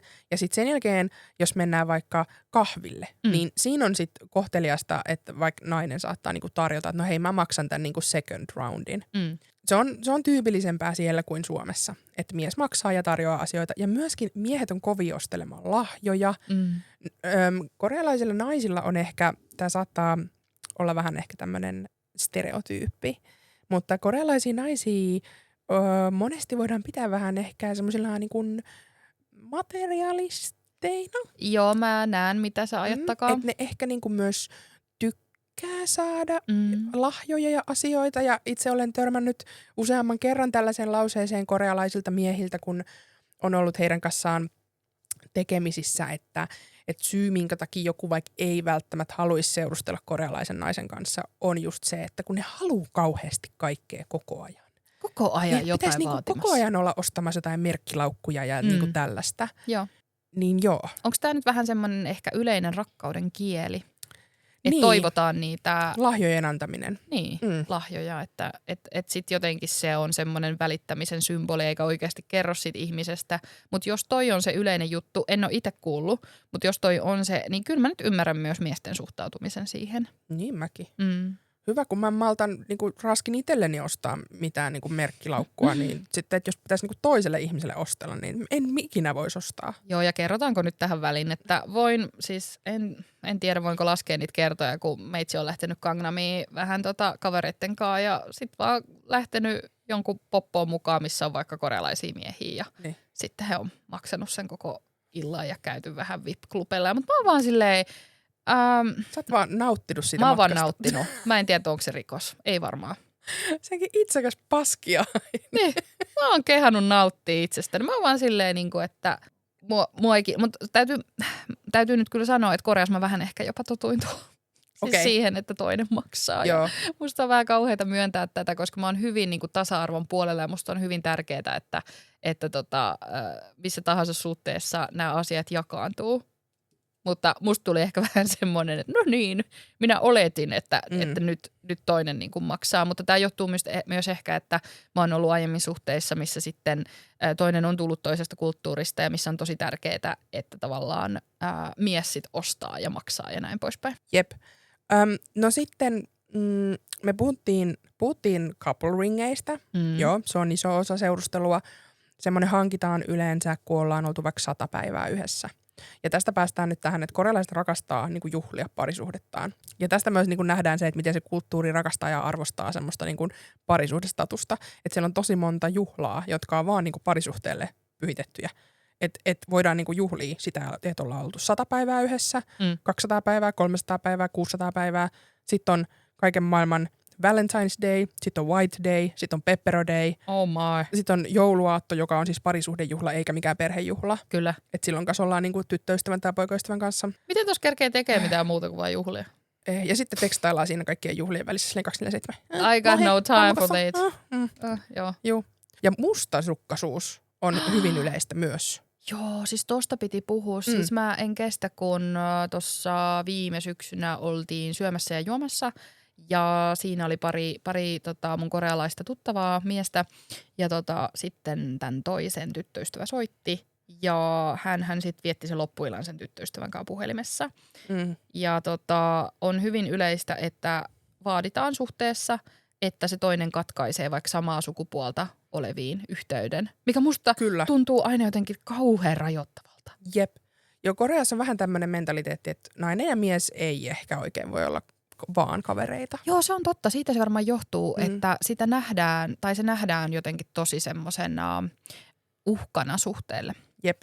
Ja se on myös iso, mitä itse niinku muistan niiltä ajoilta, kun asuin Koreassa ja oli niinku paljon tyttöfrendejä ja deittailtiin poikia, niin en niinku varmaan yhtäkään parisuhdetta ympärilläni ole nähnyt, missä se ei olisi ollut ongelma tai keskustelun aihe, että miksi sä nyt niinku hengaat muiden poikien kanssa, kun sulla on mut. Niin. Että sulla ei niinku vaan voi olla poikapuolisia ystäviä. Ja me tietysti suomalaisina ollaan silleen, what the fuck. Niin. Mutta täälläkin tosin mä oon kyllä jossain kuullut silleen, mutta täältä Suomessa sitä pidetään myös kyllä outona. Mutta kyllähän täälläkin on suhteita, missä sanotaan, että et saa, mutta siinä saattaa olla sitten joku niinku syy, tai sitten voi olla vaan se, että toinen on vähän niinku rajoittavaa. Mutta mun mielestä ehkä kulttuurista riippumatta se on rajoittavaa, koska vaikka Koreassa on semmoinen uskomus, että vaikka kaksi eri sukupuolta ei voi olla ystäviä, niin musta se ei ole vaan oikein. Tai se ei vaan perustu niinku faktaan. Jep.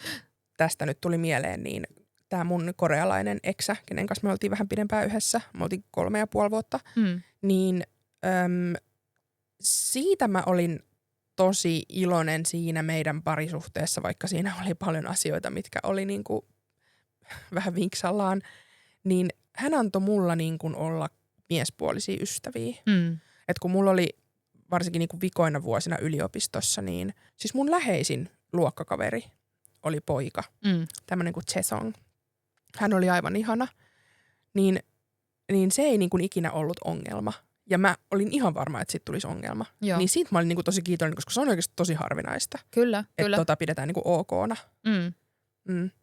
Ja sitten tähän liittyen myöskin se, että korealaisille voi olla tosi outoa ajatus, että vaikka naiset ja miehet käy yhdessä saunassa alasti. Ihan on tullut, niin kuin, muistan tämmöisiäkin kommentteja, ei ole siis mulle tullut, mutta tutuille on tullut, että miten sä voit käydä vaikka sun perheen kanssa saunassa, jos naiset ja miehet käy samaan aikaan. Se on muissa kulttuureissa vähän outoa, että Jenkkilässäkin sitä pidetään aika semmosena insestinä jopa, että perhe käy saunassa yhdessä alasti. Kyllä. Ja sitten yksi asia, mikä oli myös hyvin iso ongelma, oli se, että kun me tytöt tykättiin klubittaa Koreassa. Ja sinne mentiin silloin joskus sinkkuaikoina myös suuresti niin kuin siinä mielessä, että oli kiva tavata poikia ja lähteä vähän jatkailemaan, koska why not? Why not? Mut myöskin me vaan oikeasti tykättiin tanssia. Joo. Niin sit se oli niinku sellainen juttu, että korealaisille se klubille meneminen on aina niinku 99% sitä, että sä meet sinne etsimään panoseuraa. Joo. Ja sitten 1% siinä on ehkä se, että sä niinku nautit siellä klubilla olemisesta. Niin oli todella vaikea heidän sisäistää sitä, että miksi te parisuhteessa olevat ihmiset haluaisitte, niinku, why could you possibly want to go? Sitä ei katsota kauhean hyvällä. Ei. Tai enemmänkin varmistetaan sitten se, että se kumppani menee vaikka tyttöjen kanssa. Jep, mutta se, niinku, se on ihan silleen niinku verrattavissa välillä jopa niinku pettämiseen. Joo. Ja sit kun sä yrität selittää, että mä menen tanssiin, mä oon mun tyttöfriendien kanssa, I'm good, niin sit siinä useasti nousee esille tämmönen lause, että mä luotan suhun, mutta mä en luota niihin muihin korealaisiin miehiin. Oi, mäkin oon kuullut tämän lauseen. No joo, mutta mä osaan pitää huolta itsestäni. Ja keitä ne siellä pelkää siellä klubeilla, niin ne on ne Hongdae Namchat, eli Hongdae boitsut, jotka vaanii siellä pimeydessä ja yleensä laji pesiytyy just sinne klubien takanurkkiin. Ja sitten kun korealaisilla klubeilla on näitä pöytiä, mitä pitää varata yleensä ennakkoon, että muuten sä vaan kiertelet siellä, niin sitten ne on siellä pöydissä ja ne vähän niin kuin yrittää saada siis ne kerrat, kun mua on tartuttu vaikka takin liepeistä tai jostain, ne polttaa siellä jotain tupakkaa ja niillä on pari vodkapullaa siinä. Sitten ne on vaan Open-minded. Hei, meillä oli yksi aika hauska Hongdae Boy-tarina. Joo. Pitäisikö se kertoa tähän väliin? Meillä on tullut tosiaan kuuntelijalta tämmöinen viesti, joka alkaa, että mun aviopuoliso on entinen Hongdae Boy. Ja kyseltiin häneltä sitten vähän lisää, niin häneltä tuli tämmöinen story. No, meidän silmät kohtas tanssilattialla ja näin, miten miehen kaverit sitä kovasti usutti sieltä tanssilattian toisesta päästä silleen, no menen nyt juttelemaan sille. Lopulta se rohkaistui tulemaan mun luo ja tanssittiin siinä hetki. Mentiin sitten ulos kioskille ostamaan vettä, koska eihän meillä persaukisilla opiskelijoilla ollut rahaa mitään juomia sieltä klubilta ostaa. Siinä sitten kömpelösti juteltiin mun huonolla korealla ja sen huonolla englannilla, mutta vaihdettiin kakaot lopulta. Ja kakao on siis korealainen WhatsAppin vastine. Tekstailtiin siinä pari päivää ja sitten mies kysyi tosi söpösti kakaossa. Do you like spaghetti? Yes, I like spaghetti. Would you like to eat spaghetti with me? Sure. Näin hän pyysi mua ekoille treffeille. Tavattiin sitten Hongdaessa siinä Exit 9 edessä. Mies aina kertoo mulle, miten rakastui muhun siinä hetkessä, kun näki mun kävelevän Hongdaen aseman rappusia ylös. Ei! Liekköhän ihan totta, mutta tässä sitä vaan ollaan kaikista vastoinkäymisistä huolimatta yhdessä 15 vuoden jälkeen ja nykyään naimisissa. Ei ole totta. Hän on käännyttänyt Hongdae Boyn. Hän on kesyttänyt Hongdae Boyn. Tämmöiseksi niinku domesticated Hongdae Boy. Meidän pitää nyt laittaa lisää viestejä, että hänen pitäisi tehdä semmoinen, tiedätkö kun verkossa myydään semmoisia tai somessa myydään semmoisia verkkokursseja, että näin rikastut tekemällä jotain UGC-videoita tai muuta, niin nyt voisi olla semmoinen verkkokurssi, että näin kesytät fuckboyn. Sitä tarvittaisiin ihan kaikkialla maailmassa, koska siis Hongdae Boy on yksi vaikeimmista fuckboyn, kun tämä fuckboy on siis tämä niinku laji ja sitten sen alla on alalajeja eri kulttuureista. Yksi on sitten tämä Hongdae Boy ja sitten Suomessa, mikä on niinku Suomessa tämä vastine? Onko se niinku Panopoika. se joku panopoika?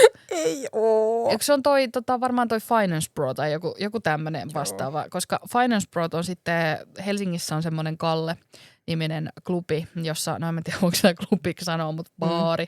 Ja sinne sitten aina torstaisin kokoontuu nämä tietyn lajin edustajat, eli Finance Bros tuolta pankkiensa syövereistä, he on aina jossain pankissa töissä. Ja tämä on nyt sitten vitsiä. Niin sitten he on siellä nurkissa vaan vaanii ja tarjoilee juomia. Niin mä sanon, että tässä alalajeja on ihan ympäri maailman, mutta pitäisikö meidän vähän puhua siitä, että mitä jos menet sinne Koreaan ja päätät aloittaa deittailun, niin mitä sun kantsii ehkä vähän välttää? Niin, tällainen niinku ulkomaalaisen näkökulmasta. Tälleen niinku ulkomaalaisen näkökulmasta. Ja, niin. Joo. No ainakin silleen niinku mun mielestä, mitä mä toivon, että joku olisi sanonut mulle. Ja tää on ehkä vaikea, tää on ehkä semmoinen asia, mikä myös pitää oppia kantapään kautta. Mutta oon varuillas. Tai silleen, älä lankea helposti.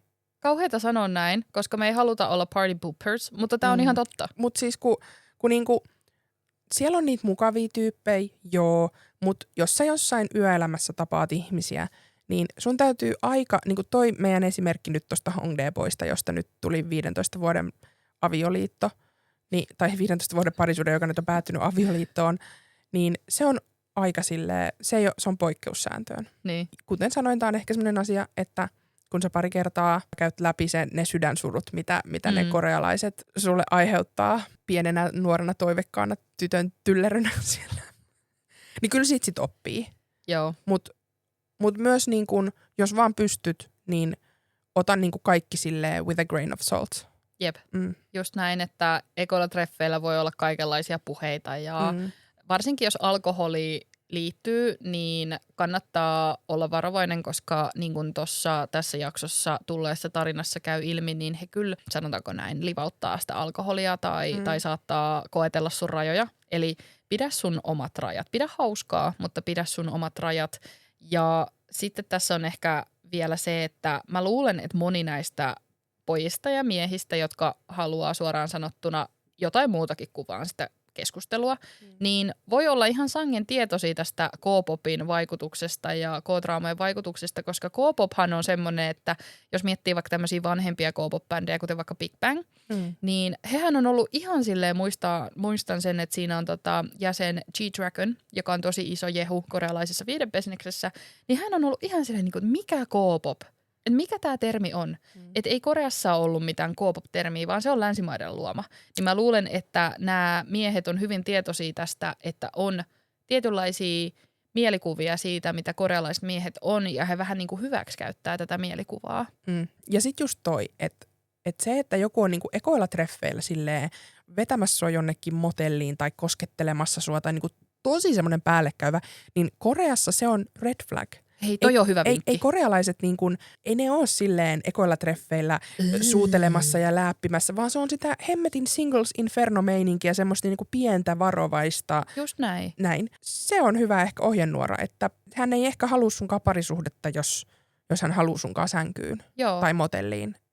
Kaikki tilanteet on erilaisia, mutta mä sanon, että toi on tosi hyvä vinkki, koska noin se on, että liikaa touchy feeling, liika koskettelu, niin se on red flag, eli sitä kannattaa. Ja siinä voi vaikka sanoa, että hei, että mä haluan ottaa rauhassa, ja jos se ihminen ei kunnioita sitä, niin sitten on vaan silleen, että hei, mäpäs tästä lähden tai ei tule toisia treffejä. Ja julkiset paikat on aina hyviä, että kun treffailet, niin on huomannut Koreassa monta kertaa sen, että sun kakaotalkkiin tullaan vaikka pyytää. Eli vaikka monesti on kävellyt, varmaan sultakin Julia on tultu pyytää kakaotalkkiin, on jossain metrossa ja muuta, ja joku saattaa tulla silleen, hei, että ja mun mielestä tämä ei ole mitenkään hirveän semmoista, että tehdään vaikka korealaisille tytöille. Että musta toi on aika semmoista, että hei, näen ulkomaalaisen naisen, pidän hänen ulkonäöstään, menenpäs juttu sille tietty asia mielessäni. Niin. Ja kauheat jotenkin, mulle tulee siis paha fiilis puhua näin, koska mä haluaisin antaa mahdollisimman monipuolisen kuvan, eikä haluta puhua vaan näitä negatiivisia asioita, mutta kun meille ei sanottu näitä asioita silloin, kun me mentiin Koreaan, koska Korea ei ollut mikään juttu silloin.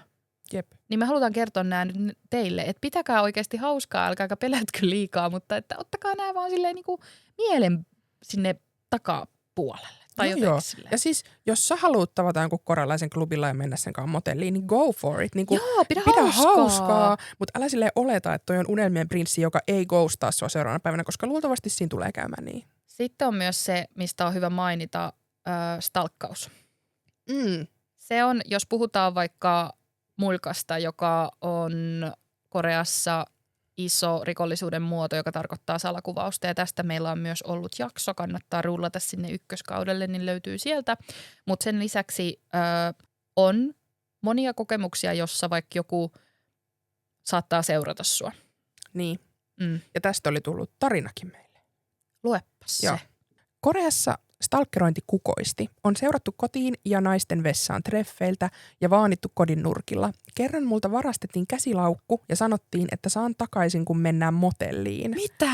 Pysäytin taksin ja pyysin apua. Se oli pelottava tilanne, kuten myös kotiin seuraaminen. No todellakin, siis ihan hirveä juttu. Hyi. Ja voin sanoa, että toi ei ole mikään yksittäinen kokemus, että mullakin on ollut kokemus, missä valitettavasti ihminen tiesi, missä mä asun.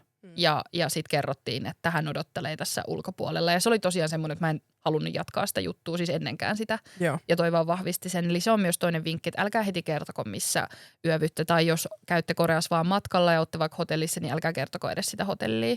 Jep. Ja mullakin oli siis kerran silleen, että mä olin aamuyöllä kävelemässä kotiin ja mua lähti niinku seuraamaan mies semmoisella pikkukujilla just ennen meidän taloa.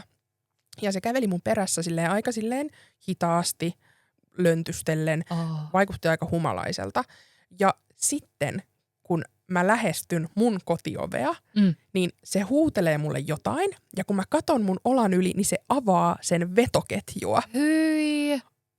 Ja siis tää on hauska, koska mä olin ihan unohtanut, että mä olin varmaan niin jotenkin sullonnut se jonnekin mielen sopukkaan, että mä en edes muistanut tätä, mutta Sara kertoi tästä mulle yksi päivä. Ja sit mä olin vaan silleen, ei hitto, että totta. Niin siis tää Sara, joka on ollut meillä vieraana. Kyllä, Sara Pelanne. Okei. Joo. Siis sitten mä vaan juoksin kotiin ja laitoin oven kiinni. Mutta se oli aika. Muistaakseni, että oliko se tosi peloissas vai? No kyllä mua niinku ahisti vähän. No vähemmästäkin. Mutta ei se niinku, se ei onneksi silleen mitenkään koettanut niinku juosta mun perään. Et se oli tosi silleen, se oli vaan käveli tosi hitaasti ja availi vetoketjua. Tai en nyt tarkoita minimoida sun kokemusta millään tavalla, mutta sä tiesit, että se ei pysty välttämättä ehkä juoksea sun perään ja saamaan sua kiinni. Just näin, joo. Toi on taas silleen elämänaisena. Mutta aikamoinen kauhukokemus, ei ihan arkipäivää kyllä tämä. Jep, mutta sitten mun mielestä kuitenkin, kun nyt puhutaan tämmöisestä stalkkauksesta, niin mun mielestä on hyvä mainita, että mun mielestä Korea on kuitenkin tosi turvallinen maa. Että mä harvoin siellä on kokenut pelon tunteita. Kyllä, enemmän sitä Suomessa pelkää. Niin, ja tästä oli tullut itse asiassa ihan hyvä viestikin, että asuin vuosia Kööpenhaminassa ja sitä päätyi ja meni aina vailla huolen häivää ja tapas ihmisiä ties missä. Jälkeenpäin kun ajattelee monessa kokemuksessa ja kohtaamisessa olisi voinut käydä huonosti, mutta jotenkin kaikki tuntuu aina turvalliselta. Että en mä kyllä Suomessa niin tekisi, mikä on vähän surullista, kun ajattelee, että suurkaupungissa tuntuu turvallisemmalta kuin Suomessa. Se voi olla myös, että kun Suomessa sä tasan tarkkaan tiedät ne uhat ja monesti mä mietin vaikka mitä mä oon Koreassa tehnyt, mä oon vaan silleen, onneksi mä en kuollut. Same. Mä luulen, että Korea on super turvallinen, koska siellä on tosiaan tämä valvonta kaikkialla, eli CCTV on kaikkialla ja siellä on tämä kasvojen menettämisen kulttuuri ja bla bla bla, mutta ehkä se vaara vaan niinkin enemmän vaikka klubien juomissa ja sitten kun sä siellä olet, että siellä pitää olla tarkkana. Joo, Kyllä meikäpoikakin on kyllä lähtenyt niin monta kertaa jostain klubilta jonnekin motelliin miesten kanssa. Et siis silloin kun mä olin 18 ja mä olin siellä lomalla ekaa kertaa, niin voi vaan kuvitella, miten paskana meidän mutsi on ollut, kun se oli laittanut mulle siis joskus yöllä viestiä tai ilta. Silloin oli jo Suomessa, mutta Koreassa yö. Niin. Että kaikki hyvin, että ootko päässyt niinku takaisin kotiin, kun mä olin ollut niinku ulkona. Hän tiesi, että mä olin ollut baarissa. Sitten mä vaan laitan sille viestiä kello 4 aamulla Koreassa. Ja mä oon silleen, joo, mä oon tämmöisen pojan kanssa nyt motellissa ja me täällä opiskellaan yhdessä suomen kieltä. Voi ei, sä kerroit sen sille. Joo. Ei. Ja siis me kirjaimellisesti kello 4 aamulla opeteltiin suomen kielen sanoja Googlesta sen tyypin kanssa. Mutta niinku kaikkeen sitä on lähtenyt. Mitä sun äiti sit sanoo? Sai paskahalvauksen. Julia, et sä voi sanoa sua, että joo. Me kerrotaan toisillemme kaikki. Mutta toi on kyllä ihanaa. Toi on kyllä ihanaa. Mutta niinku, että tällä jälkikäteen sitä ehkä just ajattelee silleen, että kun sä lähdet sen kerran sen väärän tyypin kanssa, niin mitä tahansa voi tapahtua. Se on sitten se. Joo. Olitteko te semmoisessa love-hotellissa? Se taisi itse asiassa olla just joku semmoinen, että se ei ollut mikään, niinku, no se oli semmoinen, niinku, minne mennään 1 yöksi. Koreassa on siis tämmöisiä katuja, missä on paljon love-hotelleja. Ja sitten niistä voi vuokrata huoneen vaikka tunniksi tai koko yöksi. Ja yleensä niistä, tai ne tunnistaa siitä, että niissä on semmoiset libareet. Libareet ovien edessä. Ei kaikissa, mutta siinä on yleensä semmoinen autotalli, mistä sä voit myös ajaa sisään. Ja sitten siinä on semmoiset libareet. Mitä on libareet? Semmoiset, tiedätkö, ne voi olla kangasta tai muovia, mutta niiden tarkoitus on vähän niin kuin peittää sut näkyvistä. Että kun sä meet sinne, niin ulkopuoliset ei näe samalla tavalla, kun sä asioit siellä ja näin poispäin. Okei. Niitä mä oon nähnyt paljon vaikka Sinchonin alueella. Ja Sinchon on siis kaupunginosa, joka on Hongdaen vieressä. Ja se on ollut tunnettu ennen semmoisena opiskelijoiden mekkana, mutta nyt se on koronan jälkeen tietenkin vähän muuttunut. Mutta että love-hotellit on hyvin yleisiä, että jos baarista lähtee, niin ne on sen verran halpoja. Koska jengihän asuu kotona. Niin, et sä nyt sinne niinku korealaisen pojan kotiin mene sinne pareskelemaan. Niin, ja tästä tai opettele suomen kieltä. Tai opettele. Ei, mutta me ihan oikeasti opeteltiin suomen kieltä. Tämä ei ollut mitään niinku salakoodia. Joo. Ei puhuta niin siitä, mitä muuta siellä tapahtui, mutta tapahtui myös suomen kielen opettelua. Mä täytyy varmaan leikata toi pois, kun mun äiti kuuntelee. Et leikkaa. Et varmaan leikkaa. Anteeksi, äiti. Okei. Oota, mitä mä olin sanomassa?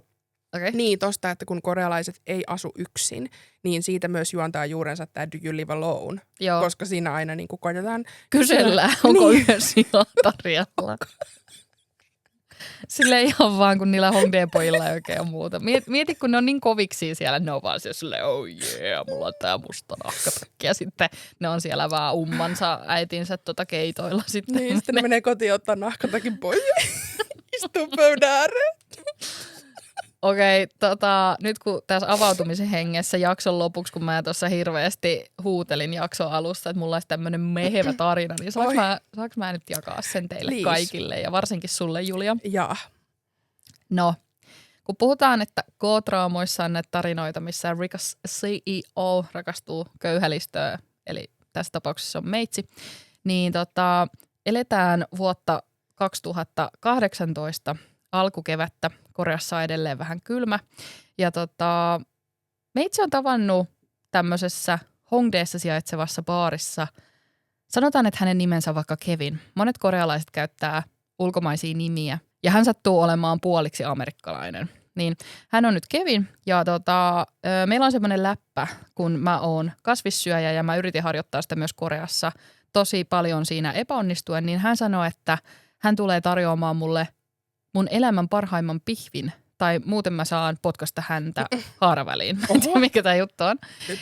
Kovat panokset. Kovat panokset, ja tosiaan meidän yhteinen tuttu esitteli meidät. Ja mä sanoin, että okei, no mennään sitten viikonloppuna treffeille. Ja mähän olin sitten seuraavana päivänä ihan hirveässä krapulas, kun mä olin tietenkin heittelemässä tikkaa. Koreassa monissa baareissa on jostain syystä tikkataulu, ja mä sitten kärsin tämän tikaheiton maailmanmestaruuden kosteista jälkiseuraamuksista.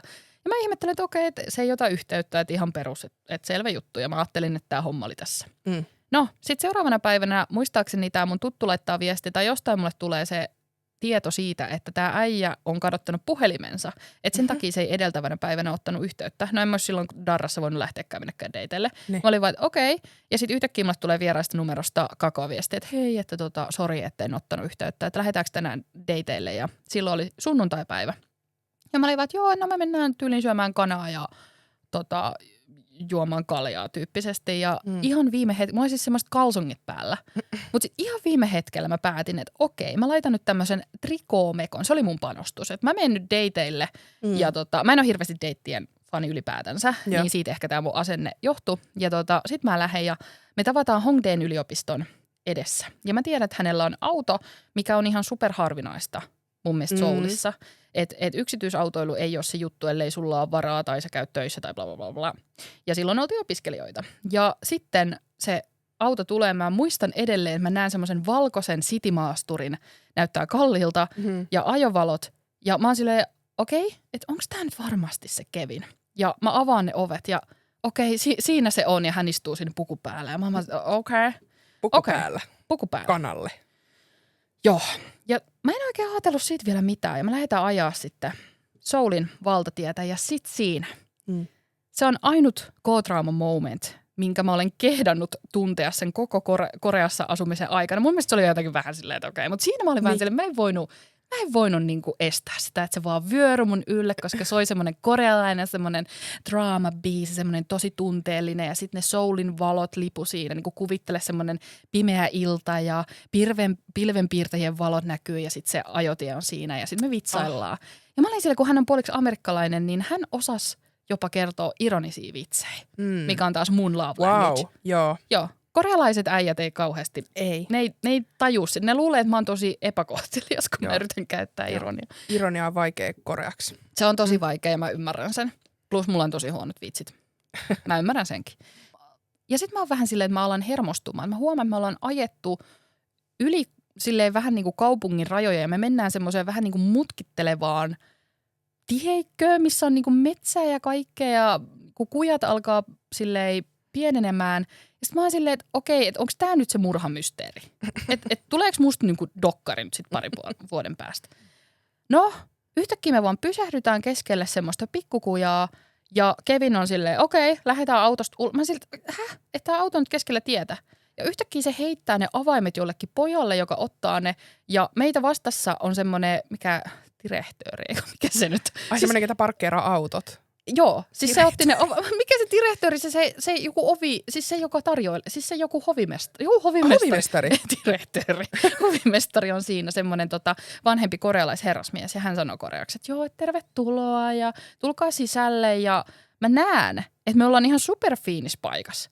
Mä oon silleen, tää nyt ei ole se kanaa ja kaljaamesta. Onneksi mä en laittanut niitä kalsonkeja. Niin. Joo. Ja sitten me ruvetaan menee niinku ylös semmoisia pieniä portaita ja hän johdattaa meidät semmoiseen pieneen yksityiseen huoneeseen, missä näkyy champagne pöydällä, valkoinen pöytäliina, laitettu kaikki tosi nätisti. Ja mä oon vaan silleen, mitä? Et mitä hittoa? Ja sitten me ruvetaan juttelemaan ja paljastuu, että hän on tämmöisen ison kauneuskirurgia-yrityksen omistajan tai CEOn poika. Joo. Ja hän on siinä aika korkeassa asemassa ja hän tekee töitä päivät läpeensä ja hän oli nyt varannut minulle juuri aikaa. Ja käy ilmi, että hänellä on siis ihan vittuna rahaa. Ja mä olin silleen, että sanotaan suoraan, että jos mä niin kuin tosissaan jostain perusta, niin mä en perusta hirveästi siis rahasta. Tai mua ei vaan kauheasti kiinnosta se, mutta kyllä se mulle tuli silleen, niin kuin, että kyllä raha on ihan kiva, että sä voit helpottaa sun elämää. Mutta se vaan tuli mulle semmoisena iskuna kasvoille, koska mä luulin siis oikeasti, me mentiin kana- ja kaljapaikkaa. Ja tästä tulee sitten vielä jatko-osa. Mä jätän tämän tähän. Oho. Mä jätän tämän varmaan tähän, mutta sanotaan. Cliffhangeri. Sanotaan se, että tämä meidän seurustelu loppui tosi oudolla tavalla ja mä jätän sen ehkä ensi jaksoon. Oho, okei. Mielenkiintoista. Ensi jaksossa me puhutaan Kambodjasta. Ainaako siinä jatkaa sun? Ainaako siinä jatkaa loppuun tämän mielenkiintoisen tarinan? En mä sittenkään jätä sitä tohon noin. Okei, tässä tarinassa on niin monia jatko-osia, että mä jätän ne tuleviin jaksoihin. Mä yllätän teidät sitten, kun mä kerron sen jossain. Noniin. Mutta mä kerron vaan, että tämä meidän seurustelu päättyi todella outoon asiaan. Mm-hmm. Sellaiseen asiaan, eli mä herään yhtenä aamuna. Joo.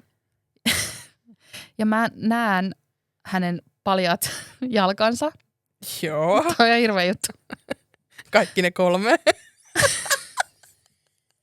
Anteeksi. Ei, vaan ne 2 jalkaa siinä ja hänen varpaankyntensä. Ne oli semmoiset, että mä en niinku pystynyt näin jatkaa seurustelua. Oli ihan kauhea. Eli tää kaatui hänen varpaan kynsiin. Hän ei ollut leikannut niitä varmaan vuosiin. Okei. Siis ne oli semmoiset niinku, tiedättekö semmoiset niinku dinosaurukset, tai semmoiset kananjoa. Siis mä oon maailman hirvein ihminen, mä tiedostan sen, mutta en mä minkään kanankaan. Että jos ihminen ei sen vertaa pidä itsestään huolta, että niinku sä leikkaisit, niinku, Joo. mä en nyt tiedä mitä mä sanoisin tämän, mutta se oli vain yksi niistä asioista ja sitten mua jotenkin se hänen niinku, että tulisiko musta joku housewife, joka vetelee Xanaxia ja katsoo tosi TVtä ja juo viiniä siihen päälle. Ja mä en oikein ehkä ollut valmis siihen elämään, niin. Sitten mä jätin hänet siellä samaisessa baarissa, missä me tavattiin pari kuukautta ennen ja hän ei ottanut tätä hyvin. Ja sen jälkeen mä oon saanut häneltä yhden snapin, missä hän on pilvessä amerikkalaisella kuntosalilla ja se oli oikeastaan sitten se juttu. Okei. Joo, mihin tää jäi. Tuosta niin liittyen tuohon itsestään huolehtimiseen, niin semmoinen pointti vielä deittailun Koreassa, että kuten on edellisissäkin jaksoissa tullut paljon esiin, niin korealaiset on hyvin, hyvin ulkonäkökeskeisiä. Niin se on kyllä sitten kans iso juttu, mihin kannattaa sille henkisesti valmistautua, että siellä varsinkin niin deittailuelämässä niin tullaan olemaan tosi ulkonäkökeskeisiä ja on ihan normaalia, että sä myös kuulet siitä, jos sä et ole oikein näköinen tai kokoinen. Varsinkin kokoinen. Varsinkin kokoinen. Että mullekin on niin kuin, useamman kerran on sanottu ihan silleen päin naamaa, että hei, me voitaisiin kyllä seurustella, mutta sun täytyisi ensin vähän laihduttaa. Joo. Ja se pidemmän päälle, niin se on aika semmoinen niin kuin omaa itsetuntoa murtava asia. Varmasti. Kannattaa henkisesti varautua siihen, että ne ei ole vaan ne ajummat siellä niin kuin vaatekaupoissa, jotka on silleen no big size, go away, vaan ne on myös ne, niin kuin, ne miehet. Joo, että sitä ei tarvi hyväksyä, mutta siihen kannattaa varautua. Just näin. Joo. Mutta tämmöinen pikkupaketti korealaisesta deittailusta tehdään mielellään kyllä part 2, eli lisää vaan tarinoita tulemaan. Ja musta olisi niinku ihanaa myös kertoa niitä semmosia ihania, iloisia niinku tarinoita deittailusta. Niin tässä kun mennään keväällä Koreaan, niin katsotaan saadaanko joku meidän ystävistä kertomaan heidän onnellinen parisuhdetarina, koska me ollaan vähän silleen ehkä kyynistyneitä tietyllä tavalla. Kyllä, varmasti saadaan ja yksi meidän ystävistä on menossa myös naimisiin, niin varmaan saadaan myös siitä. Joo. Että minkälaiset on korealaiset häät. Yes.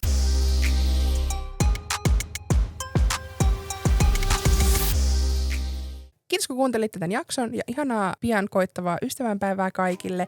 Tähän loppuu vielä pieni mainos, eli koodilla Koreasti 20 saatte 20% alennusta Jeppoet Sunsuun verkkokaupasta, kun ostatte vähintään 10 €. Niin jos kaipaat arkeesi pientä K-Beauty-hemmottelua, niin kannattaa mennä katsomaan heidän valikoimaan. Kuullaan ensi jaksossa. Moikka! Moi moi!